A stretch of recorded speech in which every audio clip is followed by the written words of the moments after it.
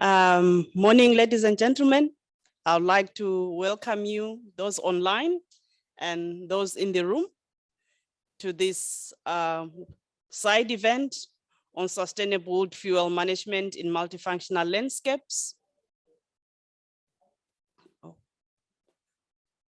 We believe that sustainable management of wood fuel can contribute to livelihoods, to incomes, but also to increased management of tree and forest resources. This webinar is prepared as a series of sharing, exchange, and networking events that we have been doing under the governing of Multifunctional Landscape Project. And I would like to invite you to listen and enjoy the presentations that we've lined up for you. This webinar, we have sort of put it into 3 segments. The first session, we are going to receive presentations from 3 presenters and a video showing the overall of the project. And then we'll invite 2 panelists to reflect on the presentations. And then we will invite questions, comments from the audience as the second session. And then the third session, we are going to have 3 other presentations as well, sharing experiences from sub-Saharan Africa as well. And then after that, we'll invite our panelists to comment and then have questions and comments from the audience. Thank you very much. To start the webinar, I would like to invite Yolene to give us opening remarks. Thanks, Yolene, over to you.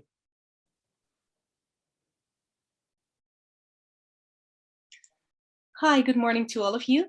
I'm really glad to be part of today's event. I can't get my video up yet, but maybe the host can help me. And if we can bring up the first presentation, thank you so much. So my name is Jolien Schuren. I work as CIFOR ICRAF's associate, and on behalf of my colleagues, I'd like to share with you today some of our insights from the work we have been doing over the past 4 to 5 years. It's work on developing options for sustainable wood fuel. So next slide, please. We developed those options in 4 different countries.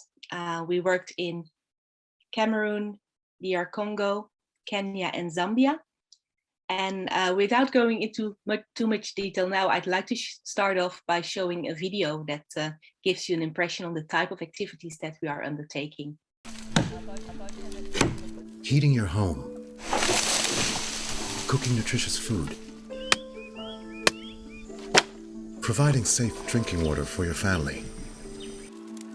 3 basic needs in life that over 60% of people living in sub-Saharan Africa must meet by burning wood fuel.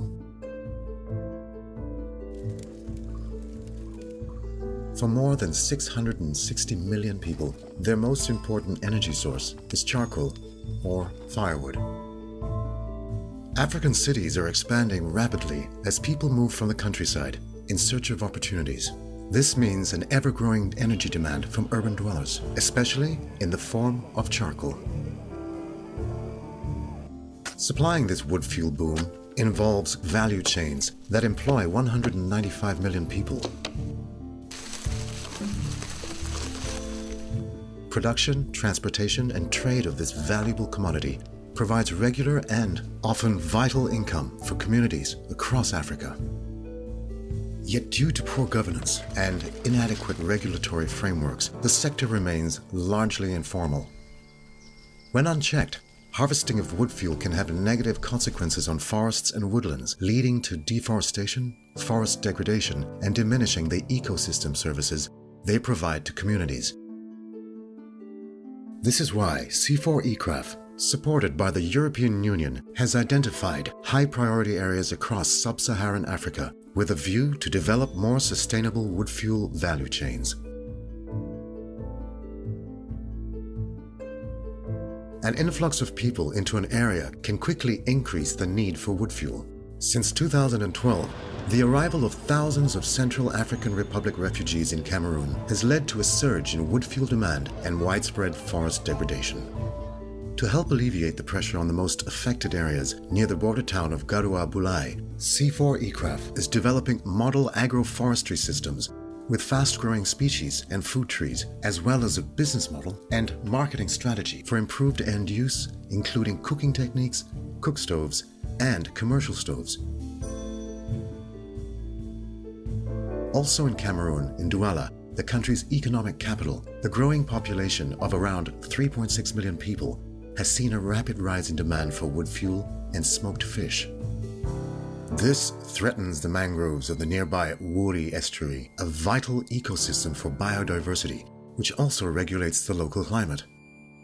CIFOR ECRAF, together with local partners, is supporting the development of fish smoking techniques that can reduce firewood consumption. This is coupled with improved wood extraction practices and the promotion of local management plans. Other activities involve working with a network of wood processing units to increase charcoal production from wood residues and supporting production of ecological briquettes from farm, household, and industrial waste.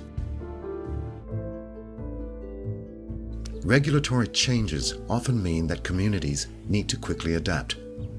Kitui County is traditionally one of Kenya's leading charcoal producing regions, but a recent charcoal ban and logging moratorium has put the livelihoods of thousands of people at risk, with many now forced to work illegally. To help inform future policy options, CIFOR ECRAF is supporting local communities to develop action plans for sustainable production, including better management of woodlands and more efficient processing and carbonization. For the inhabitants of Baringo County, an invasive shrub called mathenge is causing increasing problems. But with CIFOR ECRAF's support, farmers are now controlling the spread of this invasive species by using it for sustainable charcoal production.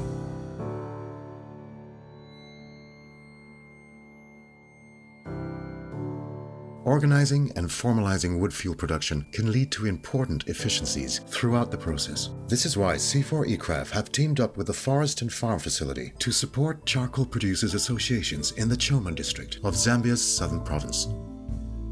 Their objective is to enable the implementation of more sustainable extraction and production methods, management plans, tree planting, and improved carbonization. Also in Zambia, assisted natural regeneration of trees is being explored in Mushindamo, Mufulira, and Chelenge districts. Restoring degraded production sites is also important for long-term sustainability. CIFOR ECRAF is developing participatory forestry action plans with stakeholders in charcoal production areas to avoid further degradation of these woodlands. The city of Kisangani, the Democratic Republic of Congo's third largest urban area, is a major wood fuel consumption center. The vast majority comes from the nearby landscape of Yangambi, an important forest area on the banks of the Congo River. CIFOR ECRAF is therefore introducing community-led agroforestry systems with fast-growing and indigenous species that can be used to produce charcoal. This activity is complemented by improved carbonization techniques that reduce the need for wood harvesting. A business model to produce charcoal briquettes is also being developed in Kisangani. It utilizes the residues from many artisanal sawmills that exist throughout the city. By developing evidence-based options and continuing to learn from their outcomes, CIFOR ECRAF aims to produce useful guidance to governments and other stakeholders on the solutions and conditions to develop sustainable wood fuel value chains in sub-Saharan Africa.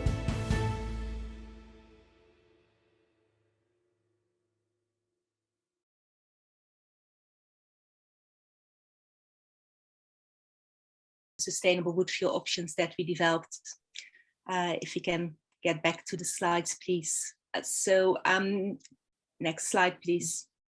So this brings me to the first general insight, I think, from our work, which is that options really need to be targeted to the sustainability issue at hand, the possible production systems, the related functions in the landscape, and that previous misconceptions sometimes still reflected in policy, being that charcoal always comes from natural forests and that this charcoal always causes deforestation as such, should be replaced by a more complex picture that shows that charcoal production, it's often associated with conversion of forest areas for agriculture in the first place, and can come from a variety of tree resources and alternate production systems that can produce wood fuel, including from assisted natural regeneration, wood residues from sawmills, agroforestry.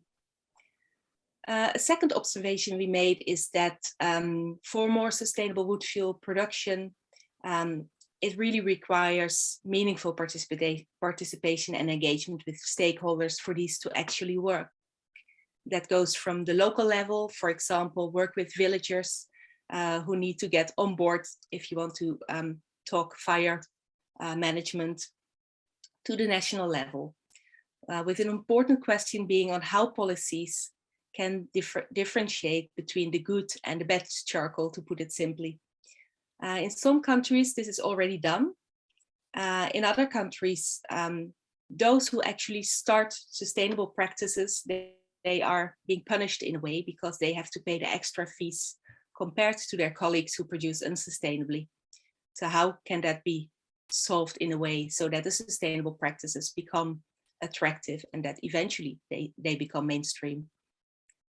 The third insight is that in the absence of any alternatives in terms of energy, cooking energy in the near future, it's important to see sustainable wood energy as part of the solution, a solution for a renewable energy source, a source for income generation, and a motivator for sustainable management, benefiting also other functions in the landscape, protecting forests, improving agricultural production, and mitigating climate change.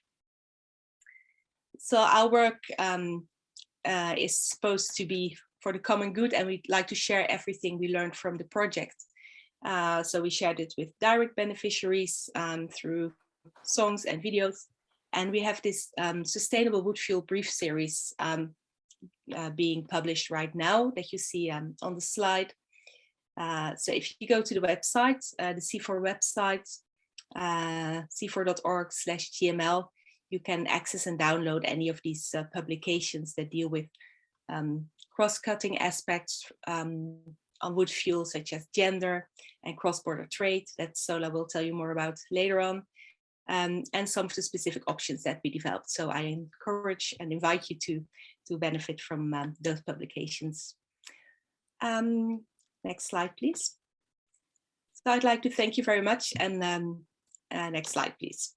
And I'd like to, give it back to Sola, and I look very much forward to our further discussion. Thank you so much. Thank you very much, Jolien. Maybe we should appreciate you for that nice overview.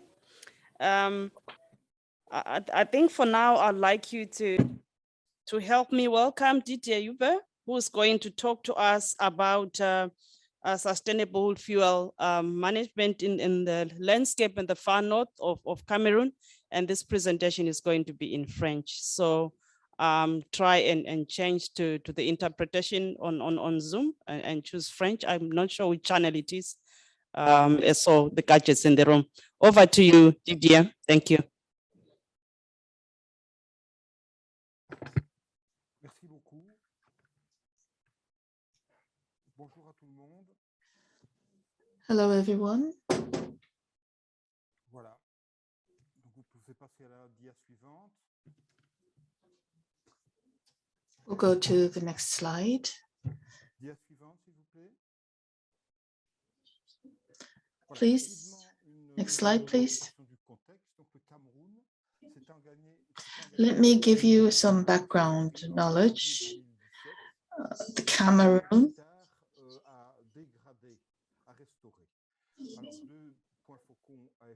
initiated a project that concerned 12 million hectares, and the project was initiated in February 2017. Right now, this has become a national framework, national strategic framework, and it is now involving a south collaboration with the same initiative in Madagascar. The CIFOR 100 Project Forest Environment Project of GIZ Pro PFE started in 2016, and it has now expanded to 5 regions.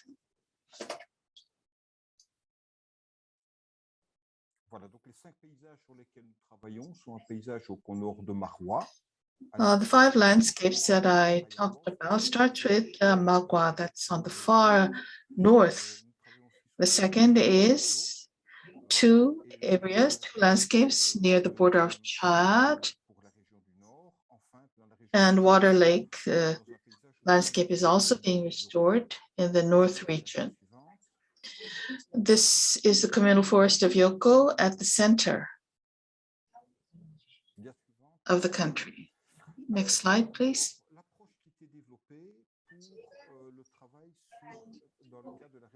I'll talk about the approach that we are taking. First, we need to prioritize the tasks, and this is decided through the participation of the local residents. A diagnosis and mapping has to be done first. We also need to identify who is actually living or occupying that place, and we also had to assess the degree of degradation. Once the degree of degradation is assessed, then we bring in soil experts who look into the state of the soil in more detail. So with that, we drew up a map for restoration. We worked with the residents, the community members, especially in order to find out what has to be done. So a participatory mechanism is put in place. A draft is then drawn up as to how we will go about the project. The mechanism is the basis for the operation, and we call that mechanism COGES. It's at the level of villages that everything takes place. All the collaboration and coordination is aimed for restoring the landscape and is done through cooperation. Then we need approval once the plan is drawn up. What sort of restoration is going to take place in that region is discussed. And then we talk with the community members for approval and come up with a second draft.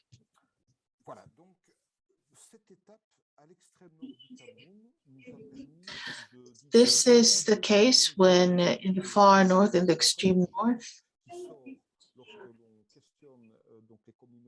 the prioritization process.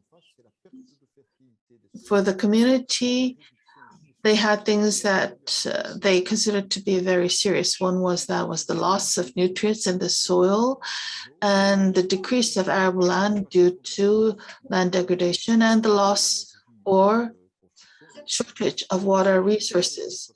The wood was being used for building or for fuel, and that was one of the reasons why the area of forests were decreasing. Sometimes grazing was excessive, overgrazing became a problem, as well as erosion and fires. The wild fruit-bearing trees were also disappearing.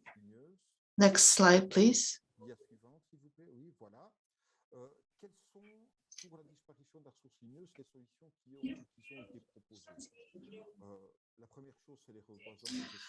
The loss of wood requires some sort of a measure to address it. In the beginning, we said that reforestation is important. We should also plant trees along the roads and distribute improved stoves to households as well as artisans. The regeneration of species for wood fuel was also important.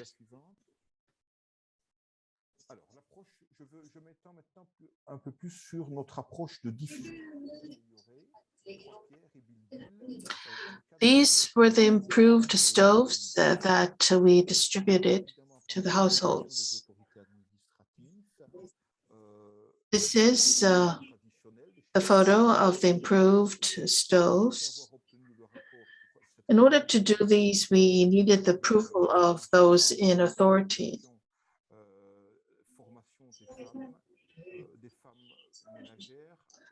We would talk with the women to make sure that they were educated and also informed them. The coordinators are in charge of this. Many materials are necessary to build this stove, including clay, straw, stones, and all of these materials are mixed with water, kneaded, and then let to rest for a week. After a week, especially for the passionate women, they were very good at building the stoves. And then we designated these women as the educators for the next group of women. There were some contracts, and 52 stoves were built every month. The coordinators were also in charge of monitoring and recording using tablets. They record which household had these stoves built in, as well as the number of total stoves that were put in place. This is the results that we achieved. These foyers or stoves were distributed, and as a result, from 2015, there are numbers that record what has happened. It was actually difficult in the beginning, but from 2018, a large number of these stoves were distributed and built in households. So there is a significant increase afterwards. Within our project, that alone recorded about 100,000 cases of new stoves being built in the kitchen.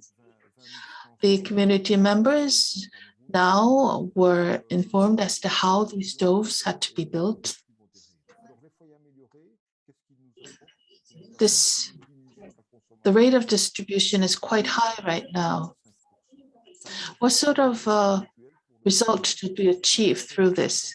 First of all, there was a decrease of wood used for fuel. For weight, about 64.3 kilograms per month was decreased.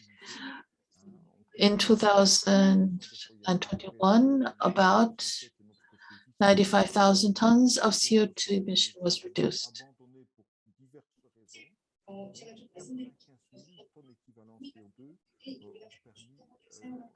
Sometimes people would not use the stoves also, although they received it. So the actual usage rate was about 75%. For a little bit more complicated things like the effect was slightly less, about 40% reduction in use of wood fuel. For CO2, about 1,700 kilograms of reduction, tons of reduction. The photographs show that what sort of stoves that we put in place in the village.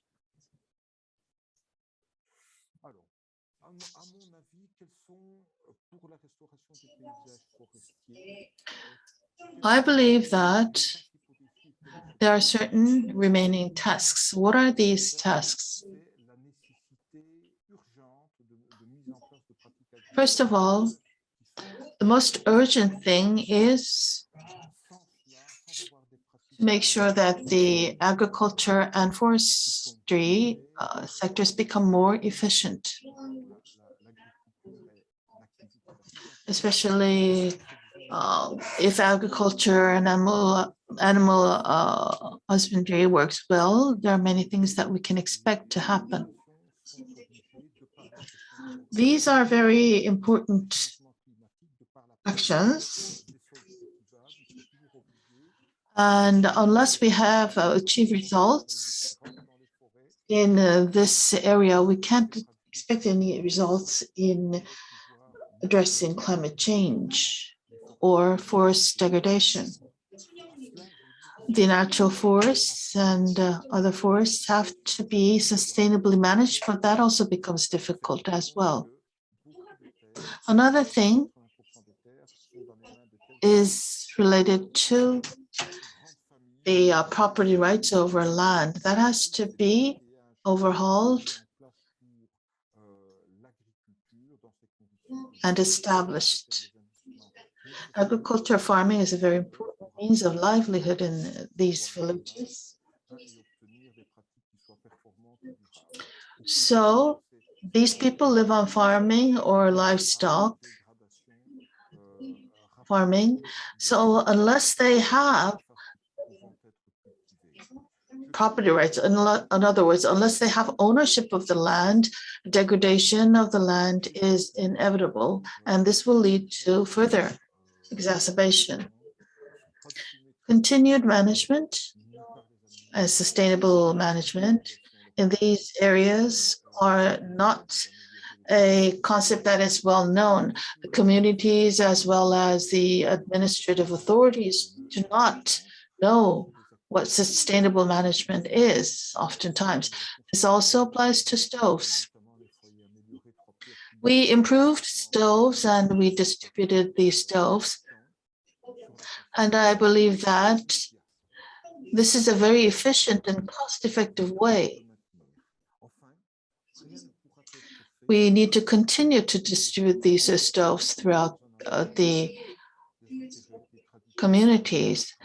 The powerful people in the region, like the authorities or the chiefs,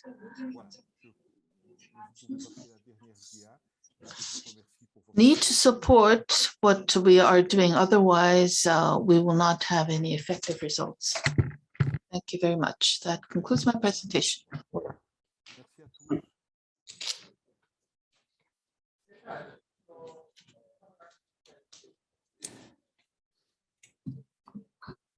Thank you very much, Didier. Merci beaucoup for that presentation. Can we give him a round of applause? Thank you very much for actually detailing that there are options for making wood fuel sustainable, from sourcing, from increasing efficiency, which is also building on the presentation and the video that Yolene just showed us.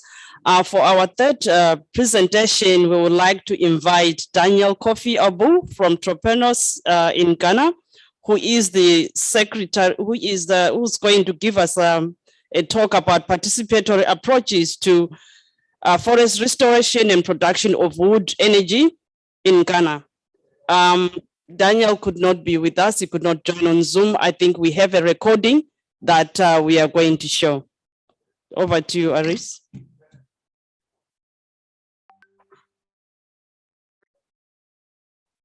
Hello. My name is Daniel Kofi Abu. I work for Tropenos. I would have loved to be in Korea physically, but circumstances beyond me, I would be participating through these online meets. I would be doing a presentation on participatory approach to community forest restoration and production of wood energy in Ghana. This is a project that is being funded by GIZ. Of course, we do have some partners. We have Tropenos, Ghana, we have Arusha, we have IUCN Ghana, and we have IUCN Netherlands. We do have other collaboration partners, the Ministry of Land and Energy. We have Ministry of Energy themselves as partners, collaborating partners.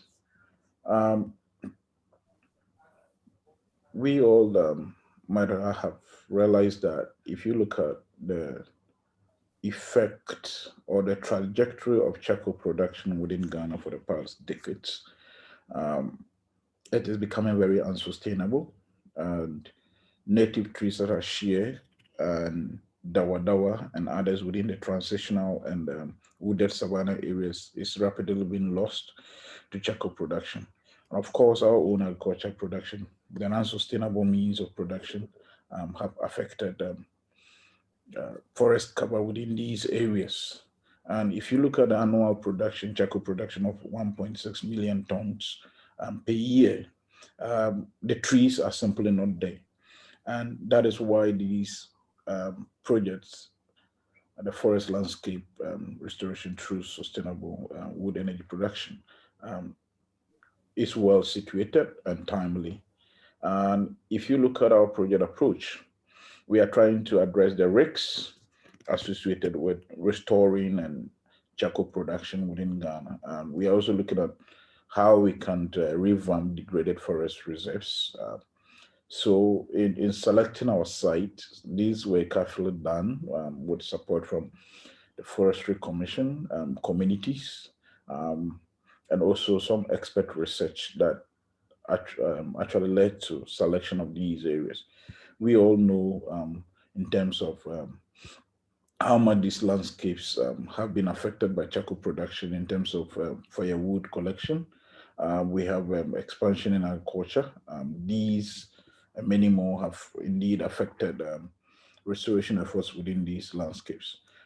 So our project approach is trying to, of course, use a blend of restoration approaches.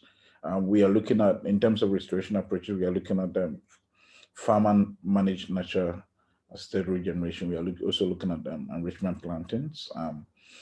We are also looking at an agroforestry blend, and then woodlots, direct woodlots. And of course, we are trying to address these unsustainable production within these landscapes. If these interventions are not done in the next 5-6 decades, these landscapes probably might be going closer to the deserts, and that is why this project is very timely.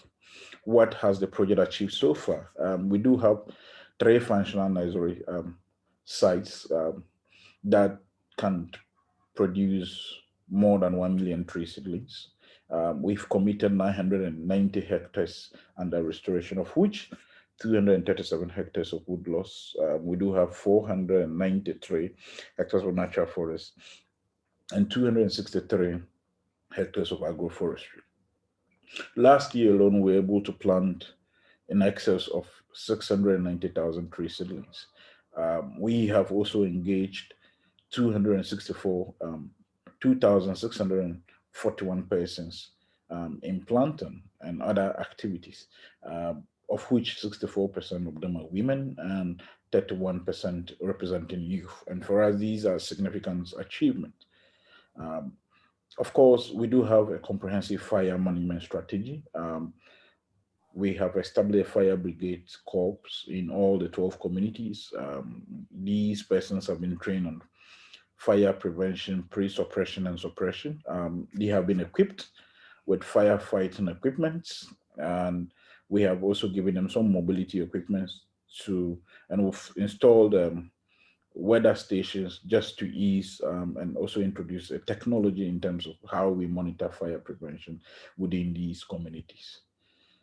Of course, there are areas that we have also done green fire belts. These also prevent a lot of bushfires within the Monori, and we've done these within the Busumwa and the Nanti forest reserves within the transitional areas. So as I did indicated earlier on, our fire prevention is more of an integrated one. We have also supported improved cook stoves to women, given some women mobility equipment. We are currently exploring finalizing an improved charcoal kilns that would also introduce another element of sustainable charcoal production within our targeted communities.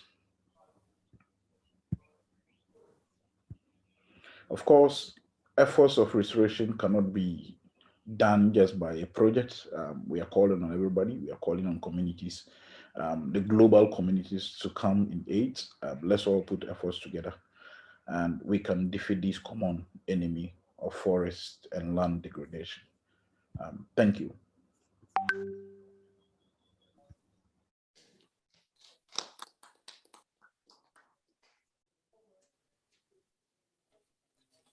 Thank you very much, Daniel, for that presentation, which shows that in, wood fuel management and charcoal production starts with sustainable sourcing and sustainable management, as much as we want to increase efficiency throughout the carbonization and the utilization systems. Thank you so much. Before I can call on the participants to ask questions, I would like to invite our two panelists to reflect on these three presentations, but also bring in their own experiences. I think I'll start with Mark, who is online. He is the Secretary and Business Incubation Team Leader of the Ghana Farm Forest Producers Association.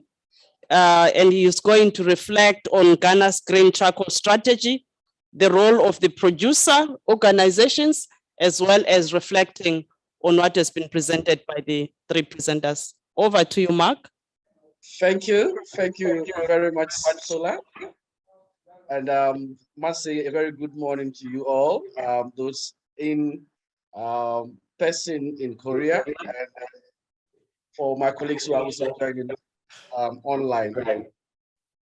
We're quite excited at the Ghana Federation of Forest and Farm Producers to be invited to this very important discussion, because we believe the issue around wood energy, it's a big area, especially in the context of climate change and a rise in carbon sequestration that we would need to achieve moving forward, and also in the context of achieving the United States Sustainable Development Goals, which is just a few years down the line. So speaking from GAFAP's perspective, which is the Ghana Federation of Forest and Farm Producers, I want to reflect and say that we very much align ourselves with all three presentations that were made. In fact, when I was listening to Jolene's presentation and Didier, and then my good friend Abu Daniel, who I know very well, I could see a lot of synergy around what we also want to do in terms of GAFAP, and of course, also proposing what we call a green charcoal strategy for Ghana. Now, what GAFAP is looking at is that we need to have a green charcoal strategy that is anchored on two pillars. And these pillars are policy alternatives and practice alternatives. So just to reflect on the first pillar of policy alternatives, we believe that policy must incentivize more sustainable wood energy production. And then, of course, throughout the value chain, policy should be able to create that enabling environment to ensure that sustainability has a greater win. Producers are able to undertake their production in a more sustainable manner and also reap from the benefits of sustainable production. And I think I agreed very well with Jolene when she mentioned the fact that some producers are not incentivized to be able to go into more sustainable practices because the market situation at the moment does not provide any special incentive. And that's one of the key areas GAFAP looks at and wants to propose, especially to the policy angle, that if there's a market-driven approach to sustainable wood energy alternatives, then there's a bigger likelihood for people who are engaged, especially from the production end, who want to invest the extra or go the extra mile of producing more sustainable charcoal. So for instance, one of the things we propose, which is a low-hanging fruit as policy in Ghana, is the fact that the government of Ghana has a Ghana school feeding program, which occurs at both the basic primary level and junior high school, all the way through to the senior high school level. Now, if government can use such a big opportunity to ensure that all these caterers who are working in these programs are using more sustainable wood energy sources, that already creates a market incentive, a market-driven incentive that would allow for people to want to opt for more alternative charcoal production. So that's just one example I just wanted to cite for our time. Second pillar I mentioned is the practice alternative. If we say we want to move away or have a paradigm shift from unsustainable to more sustainable wood energy, then we should be able to bring some alternatives to the table. That's why at GAFAP we look at practice alternatives. And already we know that there are already existing alternatives around practice alternatives, more sustainable briquette production that use more sustainable biomass. One of the exciting things that we are already seeing, especially working with one of the academic institutions in Ghana, which is the Miller Institute for Transdisciplinary and Development Studies, is exploring opportunities for developing grass charcoal. And we believe that this can have a win-win, especially for wildfire management, because for us, especially in Ghana's Northern Savannah Ecological Zone, wildfires presents another huge challenge to the degradation. And so if you can have grass, which is a major trigger for wildfires, being now used as a medium for the production of grass briquettes, then that also offers an. And of course, sorry, Mark, can I get in there, because I'd like you to round up a little bit. We'll give you another 2 minutes at the end so that we catch up on time. Sorry about that. Thank you very much. Interruption. Yeah. I would end on this and say that yes, the conversation is really exciting, but I believe also we believe that there's supposed to be a multi-sectoral approach in terms of what the presenters have already mentioned, and we need to have that integrated multi-sectoral approach to addressing the question of sustainable wood energy. Thank you for now, and I probably will come back again. Thank you. Thank you, and sorry for the interruption. I think I'd like to move on and call on our second panelist to give a brief reflection on the presenters, but also to reflect on their work. Thomas Gibra comes from the Climate Change Directorate of the Forestry Commission of Ghana, and would like to hear experiences of wood fuel management from that perspective in brief. Thank you. Yes, please. And also we have tea and cake in the room. Please, those in the room, you can grab tea and cake behind you. Thank you very much. And just a reflection on the three presentations and also by Mike or Mark. These are interesting things that people are doing both in Africa. You realize that the research by CIFOR, everything that needs to be done should be, the science should be at the heart of it to guide the process.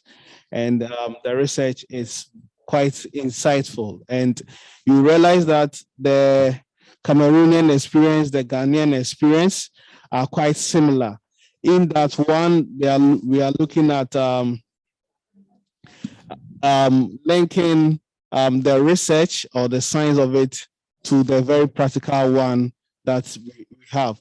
And in all, you realize women groups are the core of it. And that's where the Forestry Commission, for instance, do come in. What we've done is that we are trying to provide the policy framework to guide the charcoal production, sustainable charcoal production or fuel wood production in Ghana. One really beyond just the charcoal, because charcoal is a byproduct of the fuel wood. And basically there are two types here that we get out of the fuel wood. We have the firewood that some women use, and also the charcoal that people also use out of the fuel wood that is produced. So in order to help these institutions like GAFAP and the projects that was mentioned early on, we provide some tree seedlings, free tree seedlings to some of these people so that they establish fuel wood plantations where they can source, becomes a reliable source for them at the end of the day. So in the nutshell, that's one key thing that the Forestry Commission that providing free tree seedlings to community groups, to women groups, and link them to the market sources also as well. So these are like key things to add to what they've mentioned early on. I don't want to be very repetitive because most of the real work and the real actions have been mentioned, especially in the project. And one other key thing is also awareness creation. This is the way of life of a group of people. It becomes a culture to them, and we want them to move away to a more sustainable means. That brings the point of the fact that we need to educate, build capacity based on their own local knowledge and how we can move from that particular practice to a more sustainable one. So two things: capacity building on behalf of how to raise the fuel wood plantations, and two, a classic example is how to also raise the nursery, and the other one is awareness creation on linking the women groups to the markets and others. And institutions like GAFAP, that's the farmer producer organizations, the farm producer and forest producer organizations. These are organizations within communities that are in touch with the women groups, the sellers, the charcoal sellers, and all that. So these are their governance structures are being helped so that the gaps in there are being built up at the end of the day. So we help with such institutions, we provide a free seedlings, and we undertake sensitization also as well. Thank you very much. Thank you very much for that overview, bringing in the role of the government in bringing capacity as well as improving the germplasm that is being used. Although the challenge for most of the communities is the low and slow growth rate of some of the indigenous tree species and low survival sometimes, but you are talking about also doing capacity building and necessary management and ensuring that the seedlings are quite strong and viable. Thank you so much. I think at this point, I would like to invite the audience, if they have any comments, if they have any questions for the 5 speakers, that is the 3 presenters and the 2 panelists that we have invited in this session. Any key ones? The mic is in the center.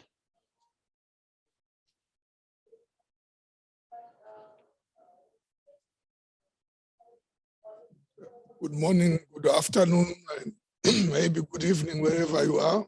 My name is Peter Gondo from the United Nations Forum on Forests. I have 2 questions. The first one relates to the sustainable production side. I would like to hear if there was any, in the project, if there was any study of the costs of actually producing the charcoal sustainably. We know the cost of plantation development, but I'm not sure if we know exactly how much it costs to do farmer-assisted natural regeneration per hectare. The reason I'm looking at this, if you look at IFARA 100 million, how much money do we need to be able to do that? The second part of it is on the sustainable harvesting. Did you determine the allowable harvesting rates to make sure that in these regenerated forests and plantations and agroforestry fields, these are the allowable harvests in order to produce this sustainably? Then I want to move to the efficiency use the cook stoves. One of the, in my previous work, one challenge we found was the cultural aspect, where yes, the stoves are efficient, but they don't fit with cultural practice. We like sitting around the fire. Whilst we are cooking, we roast our maize and other things. What did you encounter any cultural barriers to the adoption of improved stoves, and how did you go around them? Thank you. Thank you very much for those two questions. Maybe we can add another one, make them three. Okay. I don't know whether Yolene and Daniel, you want to give a step to these two questions, or someone else can take them.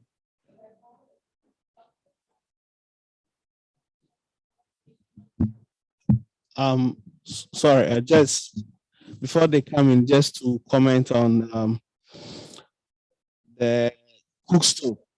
I think that's I really identify with the challenge that he's come up with on the uptake of cook stove, because I realized that I made a point, especially on a cultural practice, that this is something that people use firewood, it's become part of them.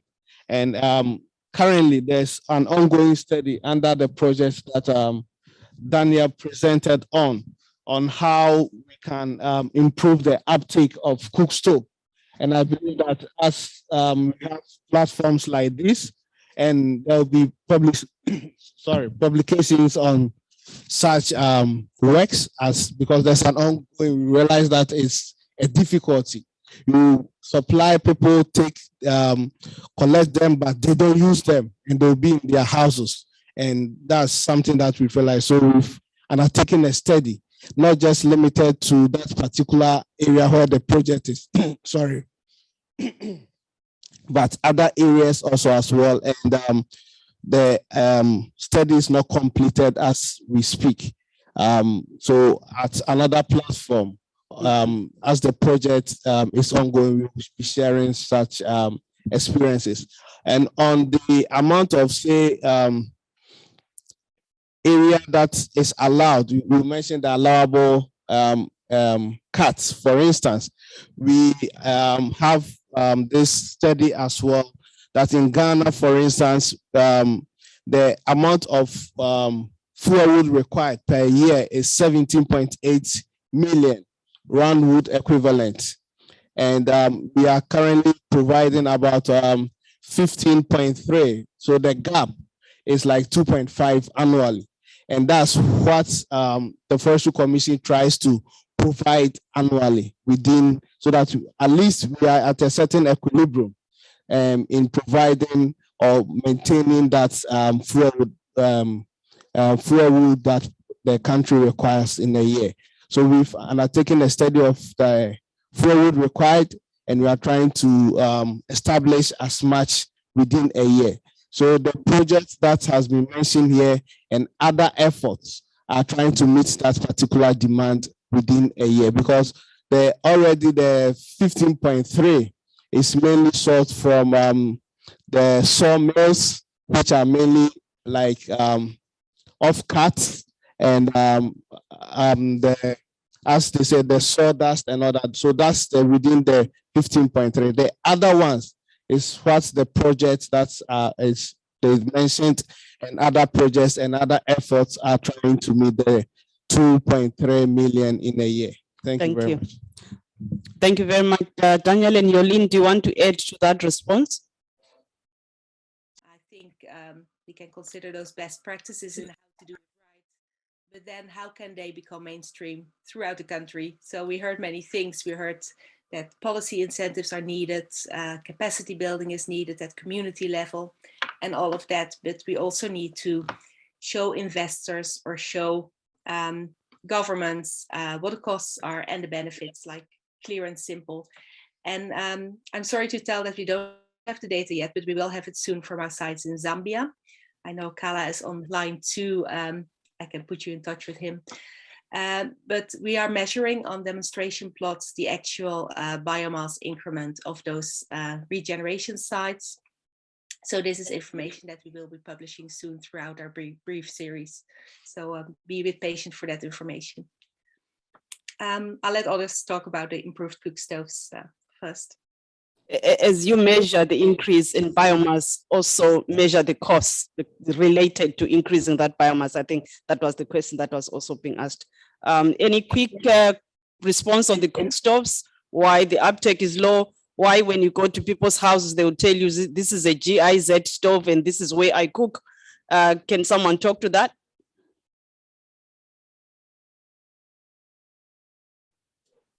Can I say that? Yes, please. Back here, yes. So I think it's also to do with how we begin the orientation during the project approach.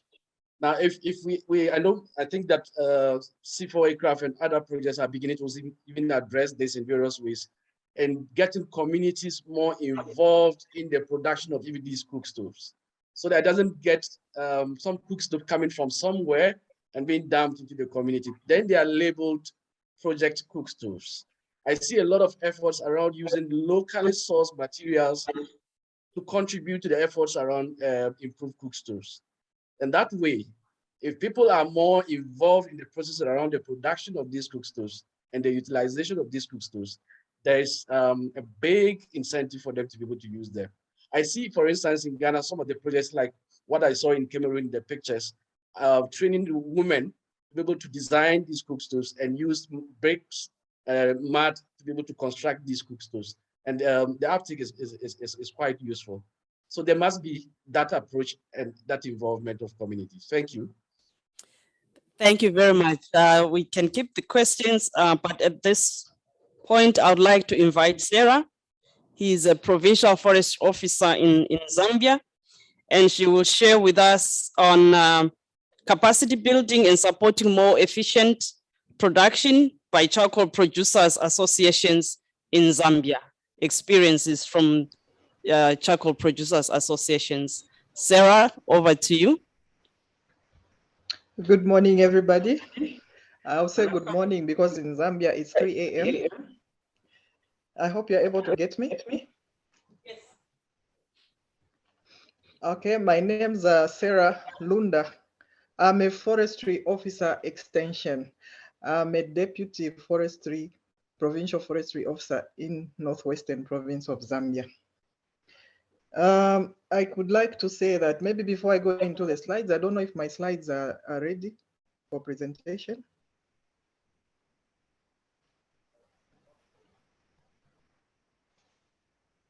Okay, so basically my presentation is on capacity building and supporting more efficient production of charcoal by Charcoal Producers Association in Mshindamo District Forest Farm Facility. Maybe before I go into the slides, I want to give a small brief of how this program started.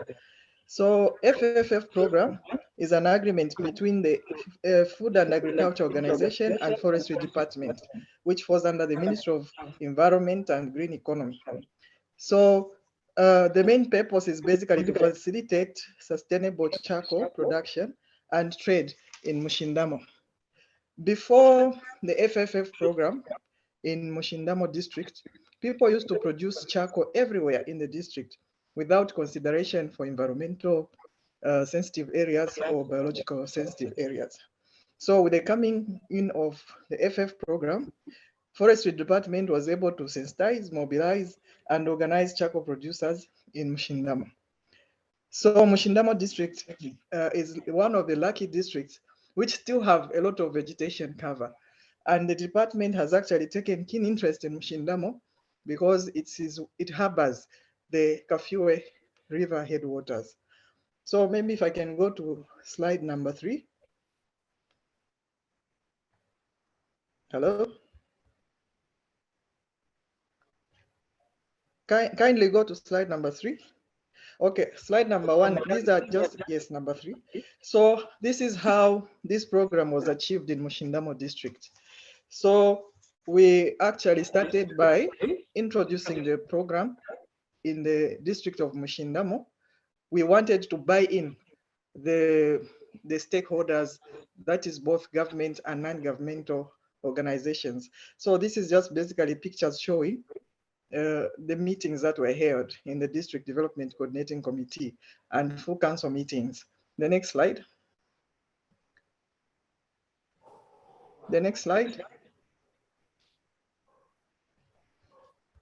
The next slide.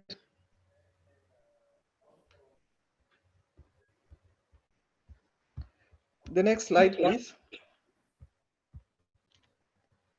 So basically, if you look at after introducing the program to the stakeholders in the government and non-government organization, the department further went to sensitize the chiefs or royal establishments in the same district. So after the chiefs were sensitized, we moved further to sensitize the communities. So these pictures are just showing the meetings that were held in 13 different community areas. The next slide, please.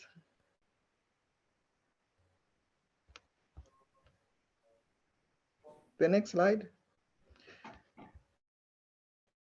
So the one slide has been jumped, but I can explain maybe before the slide.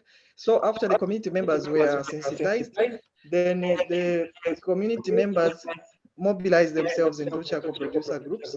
And then after mobilizing themselves, we came up with 13 charcoal groups, and which had the total membership of about 130 members. Then the members thought of maybe to say, how do we organize ourselves without a leader or a lead? That's how the community members came together. So the members, there were representation from all the 13 groups. And then 11-member executive was elected for the Charcoal Association of Zambia, of Mshindamo. So the same committee developed a constitution, which was facilitated by the association and some government workers. And then also the Mshindamo Charcoal Association became legal after they registered with PACRA. So it's a legal entity now. The next slide. The next slide. The next slide.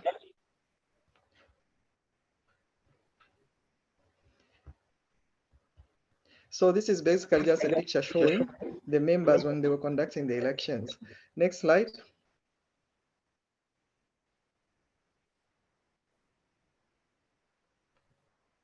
Yeah, these are also just pictures showing of the community members developing their constitution. So after the Charcoal Association group was put in place, the group was introduced to the District Development Coordinating Committee members in a special meeting that was held in November 2021. So a proposal was brought in that the association be co-opted into the Environment and Social Service Subcommittee of the District Development Coordinating Committee. And the proposal was adopted. Next slide.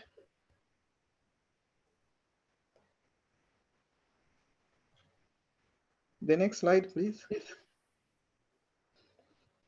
So after the group was adopted in the District Development Coordinating Committee, we thought to say these community members are found in wards.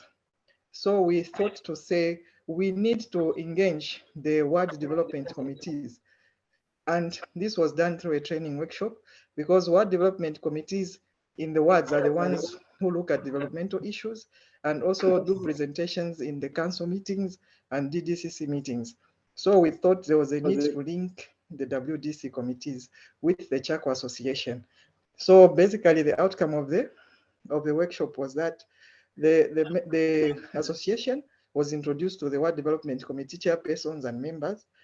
And then the W chairpersons were trained in monitoring sustainable charcoal production and also how on the forestry legal framework. Next one. Next slide. So in actually in Mshindamo, looking at how sensitive Mshindamo is, we thought of coming to introduce sustainable charcoal, producing of sustainable charcoal using a method that won't have an impact on the environment. So the use of a drum kiln was introduced, and this demonstration was done to the 13 charcoal groups.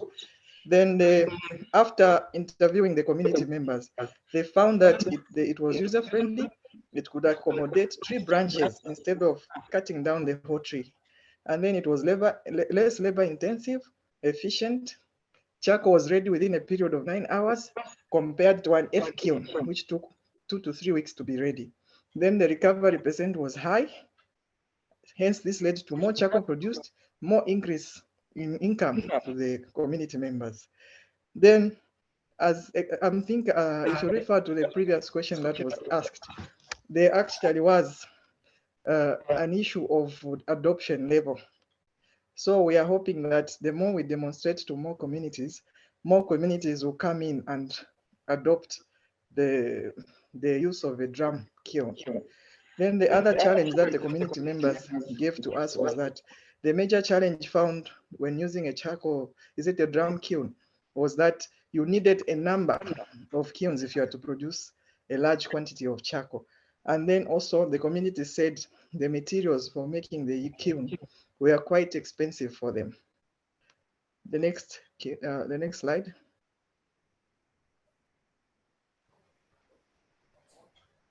The next slide, please. So this is just an example of the demonstration that was being done to the community members on how to use the drum kiln. Next slide.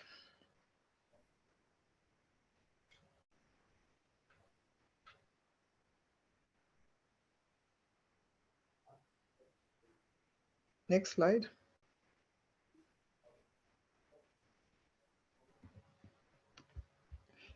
So after introducing that, then we also looking at the output number 3. So output number 3 basically is improved delivery of landscape scale migration, adoption, and resilience for climate change through improved environmental technology, technical knowledge, direct engagement of FFPOs, and integration with inclusive livelihood approaches.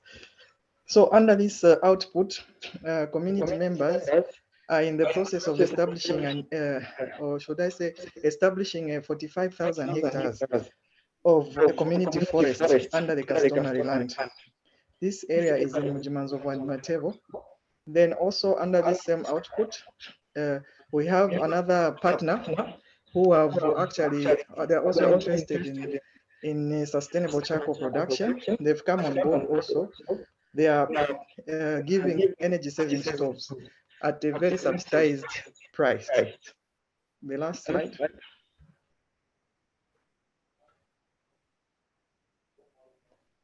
The next slide.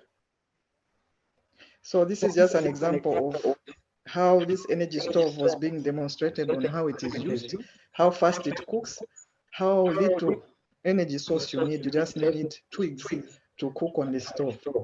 Then the last slide now.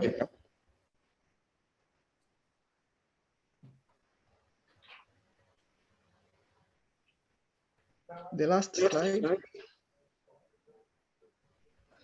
So in conclusion, we would just say most of the charcoal producers in Mushindamo, they say they don't have any other alternative livelihoods. So the department is trying to introduce the beekeeping as an alternative livelihood in Mushindamo, and so that a few people would stop using charcoal as a source of income. And then we're also promoting the use of energy saving stoves with the help of EcoQuest.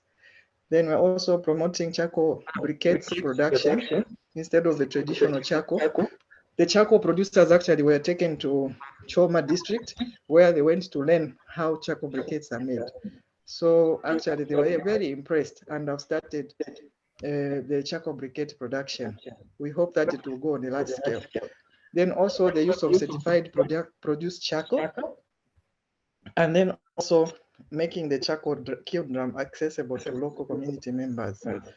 Then we hope that more land under community forest will be brought under the carbon trade in Mushindamo. So like I explained in the beginning, the Kafiwe headwaters in Mushindamo is harbored in Mushindamo district. So we hope that we'll continue protecting our forest reserve in Mushindamo so that we don't have the down effects when the Kafiwe headwaters dry up. Thank you very much. Thank you very much, sir. Can we give you a round of applause?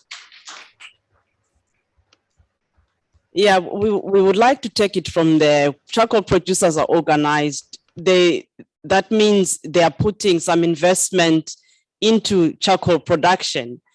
And therefore, charcoal production should make economic sense. If people have to put money in to make sure they buy the proper kilns, they make sure they actually have the proper stoves. So what we would like to do in the last 10 minutes or so is to look at whether formalization of charcoal actually does make sense, whether formalization of charcoal does answer the livelihood question, because charcoal is also a livelihood activity for many people. And also at a broader scale, what does trade and formalization of charcoal mean? So I'd like to show you a short video. Me? I have no. Hello, it looks like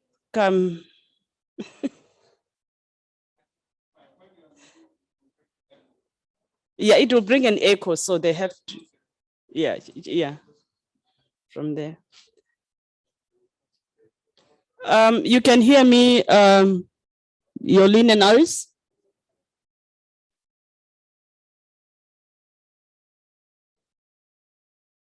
You can hear me online? Yes, I can hear you. Yeah, okay. Yeah, so we would like to show you a short video of a study that we carried out to try and track trade in charcoal from the production sites across the borders, and what that means and how much money it can bring, and what were the volumes that were being transported in between the countries. So can we have the cross-border trade video? In Africa's rapidly expanding cities, public services can't keep up with urban population growth. Most people can't afford or don't have access to electricity or gas, and therefore depend on wood fuel to cook their meals. Charcoal is a booming business across the continent, but what happens when forests and woodlands can't cope with mounting demand for energy? Some countries have tried to restrict or ban charcoal production to protect the environment. But despite these efforts, charcoal continues to reach avid consumers, sometimes even crossing borders to meet market demand. New research by CIFOR studied several border crossings in Cameroon, Kenya, Zambia, and their neighboring countries, finding a complex web of traders who are moving huge loads of charcoal between countries. For example, every week the far north region of Cameroon exports over 400 tons of charcoal to Nigeria and Chad. In the Busia crossing between Uganda and Kenya, a single border point, over 300 tons of charcoal are exported every month. This is a lot of charcoal and a lot of money. Yearly flows from the Central African Republic into Cameroon through the Garua-Bulai crossing have been estimated at almost $180,000. Using all kinds of transport, from trucks to bicycles and handcarts, charcoal travels very long distances through both formal and informal routes. In the Uganda-Kenya crossing in Busia, 12% of charcoal was reported to come all the way from the Democratic Republic of Congo. The further charcoal travels, the more difficult it is to trace its origin and determine whether it was sustainably sourced or produced. Policies on charcoal cross-border trade are generally inadequate and don't consider sustainable resource management options. Legal frameworks, when they exist, tend to be oriented towards the domestic market, and even when there are restrictive export measures in place, these are never fully enforced. As a result, most cross-border trade is informal and sometimes illegal. For example, Zambia has banned all charcoal exports, yet for decades it has been an important supplier for the 8 countries that it shares borders with. Keeping cross-border charcoal trade in the shadows undermines national efforts to promote more sustainable wood harvesting and charcoal production. Africa needs a regional approach to charcoal governance. Only through cooperation, countries can address the environmental and social challenges associated with charcoal cross-border trade.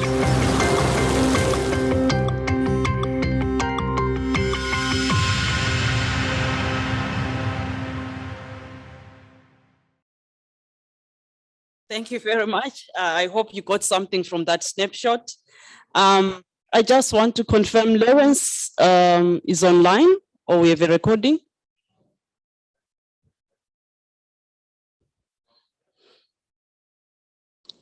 Lawrence?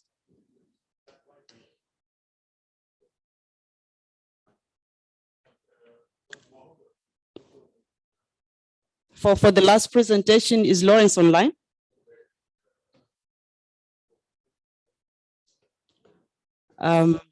Yeah.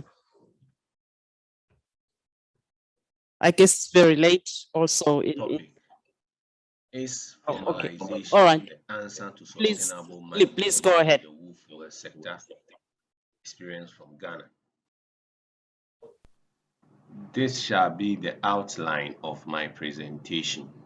So first, the background of the wool fuel sector in Ghana. In Ghana, firewood or fuel is mostly used in the rural areas, while charcoal is used in the urban areas. And about 60% or more than 60% of urban households in Ghana rely on charcoal as a means of energy for cooking and heating. 90,000 Ghanaians are involved in charcoal production and trade, and an amount of 66 million US dollars are generated as profit per annum along the charcoal commodity chain in Ghana. Income from charcoal also provide rural households with income that is both subsistence and cash.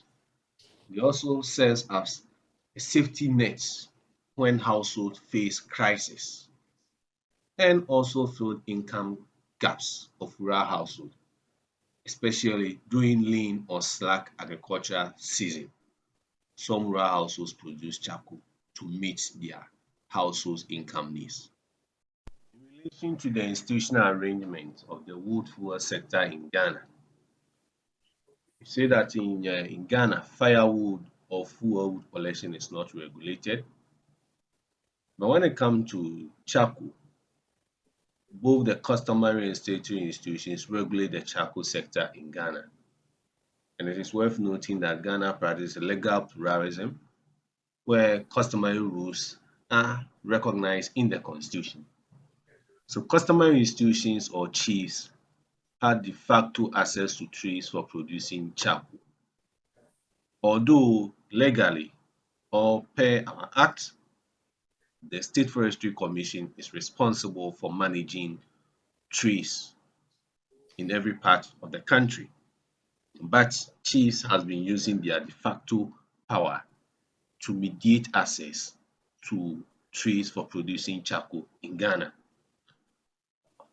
However, the customary institutions or chiefs have little consideration for sustainability of trees or feedstock for producing charcoal. And the statutory institutions made up of the Forestry Commission, the Energy Commission, Environmental Protection Agency, and district assemblies have little control so far as charcoal production is concerned. But it's worth noting that the Forestry Commission charges charcoal merchant a levy, as I thought it's called the charcoal conveyance certificate, and this is based on the tract sizes. The Environmental Protection Agency charges 2,400 Ghana cedis, which is equivalent to 338 US dollars, as the permit for producing charcoal. And the reality is that many people produce charcoal without this permit. It's only people who want to produce for export who go for this permit. The Energy Commission currently charges only charcoal exporters. They do not have any fee or arrangement for charcoal that is produced and used inside the country. And district assemblies also charge charcoal merchants a levy before charcoal can be moved from communities within the district to the urban areas. They also pay a fee. And it's also worth noting that the main three statutory institutions are the Forestry Commission, Energy Commission, and Environmental Protection Agency have no presence in communities where charcoal is produced. These institutions are based or sited in the regional and district capitals, and not even all district capitals have these institutions present. So these have allowed customary institutions, that is chiefs, to strengthen their authority over trades for producing charcoal. The formalization process is characterized by corrupt practices that are perpetrated by both the state authorities, officials involved in collecting levies, as well as charcoal transporters and merchants. Then there's also some selective enforcement of the formalization process.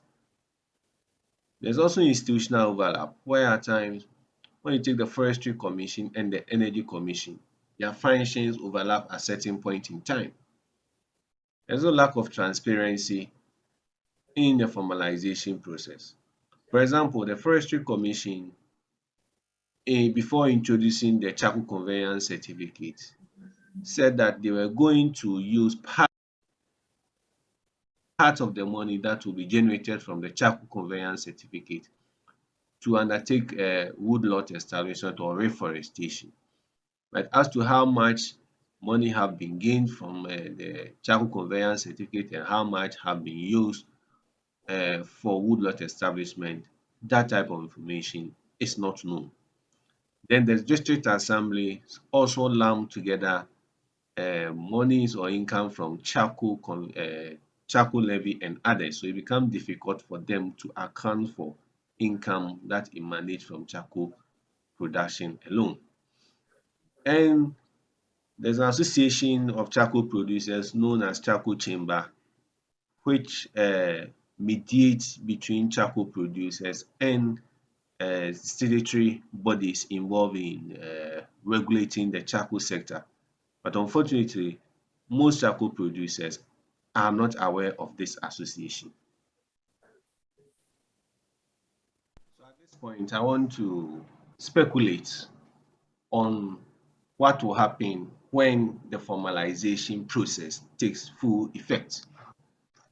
One of the likely effects of the formalization process will be elite capture, because in Senegal, Rebo 1998, as well as Rebo and Oyono 2005, report that there have been elite capture of the charcoal production process in Senegal, where urban and rich merchants pay for the licenses, then come back to the villages or the charcoal producing communities to recruit the poor and low-income people to produce charcoal for them. When this happens, vulnerable and marginalized people are excluded. So when such a thing happens, the vulnerable and the marginalized people will be excluded from the charcoal production and trade in Ghana.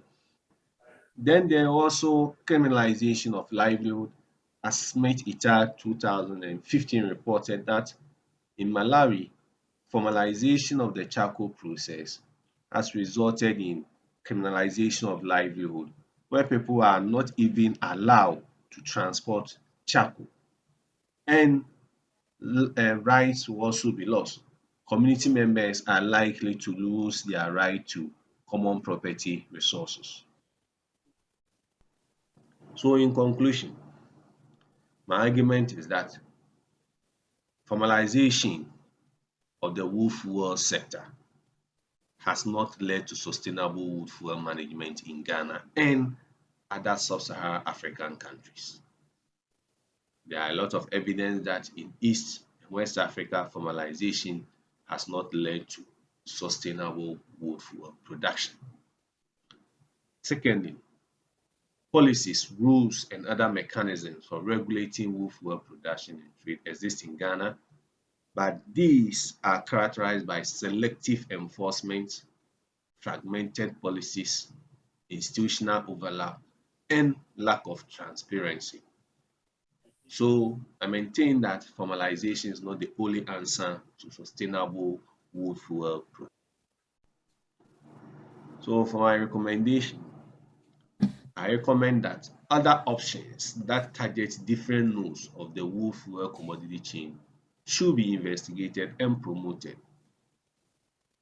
I suggest look at agroforestry, coppice management, assisted natural regeneration, These are something we can look at to ensure that, or to ensure sustainability of the feedstock. Woodlot establishment, individual and communal woodlots can also be looked at. Improve carbonization of use of kilns. That is something the state is doing, but at a lower level. If the state is able to promote it, increase the number or subsidize the kilns to charcoal producers, it can also help. Improve stocks. So improve stocks can also help to reduce the volume of charcoal that is used in cooking. And there should also be broad stakeholder engagement and promulgation of the draft bioenergy policy. And lastly, I recommend the development of separate licensing scheme to cater for various categories of charcoal producers by the Environmental Protection Agency. These are my references. Thank you very much for your attention. You can address any question or comment to my email address below. Thank you.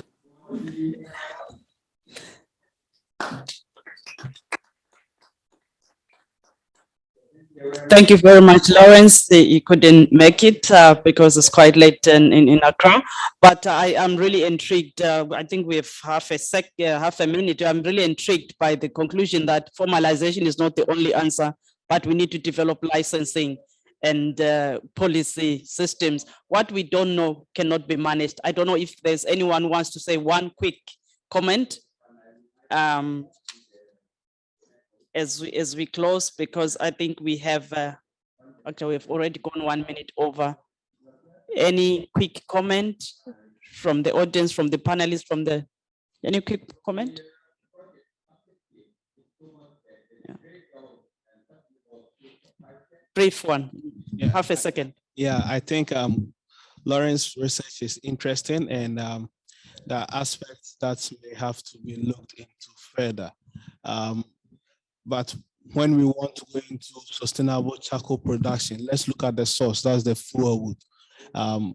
How sustainable can the fuel wood be? And even within the charcoal value chain, how efficient we can produce the charcoal. Thank you very much. Anyone online? Yes, Mark here. Yes. So like, obviously, this conversation is really timely and needed. Of course, there's no silver bullet for the charcoal question or sustainable wood energy question at the moment. Of course, as we've all heard, there's a need for a multi-sectoral approach and also a concerted approach towards ensuring that we are moving towards more sustainable wood energy. And I think that there are options that are available for us to become more sustainable in wood energy. Thank you very much. Thank you very much. I'd like us to give a round of applause to all our presenters and to all the audience online from Africa that braved the night. It's 3 a.m. in Zambia. It's almost midnight in Accra. Thank you very much. And thank you for all that came to this side event. We still have tea at the back of the room, and some of the briefs that Yolene was talking about are outside for you to pick. Thank you very much for coming, and good night and good afternoon for everyone. Thank you.